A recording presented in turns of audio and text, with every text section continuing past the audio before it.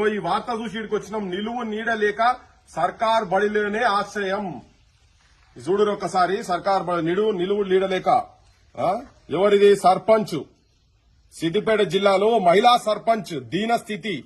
అభివృద్ది పనుల బిల్లులు రాక అప్పుల పాలు, ఆస్తులు అమ్ముకొని అద్దె ఇంట్లోకి కుటుంబం, యజమాని హఠాన్ మరణంతో రోడ్డున పడ్డ వైనం. ఇది మొన్న వీళ్ళు కిరాయి సర్పంచ్ లావణ్య సర్పంచ్ భర్త కుమార్ 7వ తరగతి చదువుకున్నది. గ్రామానికి ఏదో అభివృద్ది చేయాలని చెప్పని ఇక్కడ 5 తండాలు కలిసి ఒక గ్రామ పంచాయతీ చేసింది. ఇక్కడ ఈ సర్పంచ్ పరిస్థితి ఏంటంటే గ్రామానికి ఏదైనా మేలు చేయాలి, గ్రామానికి ఉపకారం చేయాలని చెప్పని గ్రామంలో శ్మశాన వాటిక కట్టిర్రు. వీళ్ళు రోడ్లేసిర్రు, ఆడుకుంటేందుకు క్రీడా ప్రాంగణం పెట్టిండ్రు, చిన్నదో మార్కెట్ యార్డ్ సాఫ్ చేసేదంతా పెట్టిండ్రు. వాటికి రావాల్సినటువంటి బిల్లులు 10 లక్షలు.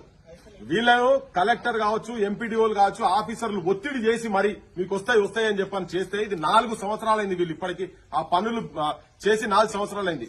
వాటికి మిత్తిలు కట్టలేక ఉన్న ఆస్తులు అమ్ముకొని బంగారం కావచ్చు, ఒంటి మీద ఏదున్నా అన్ని అమ్ముకున్నారు. అన్ని అమ్ముకొని వీళ్లకు ఉన్నటువంటి జాగాల వడ్డీ వ్యాపారులు వచ్చి మీద పడితే తట్టుకోలేక 2 ఎకరాలు అమ్మిండ్రు. ఈ ఊర్లో ఎవరు అడిగినా చెప్తారు. ముఖ్యమంత్రి నీకు ఏమైనా డౌట్ ఉంటే నీ ఇంటెలిజెన్స్ వాళ్ళని పంపించుకొని ఆయన ఇక్కడికి వచ్చి, లేకపోతే నీ పర్సనల్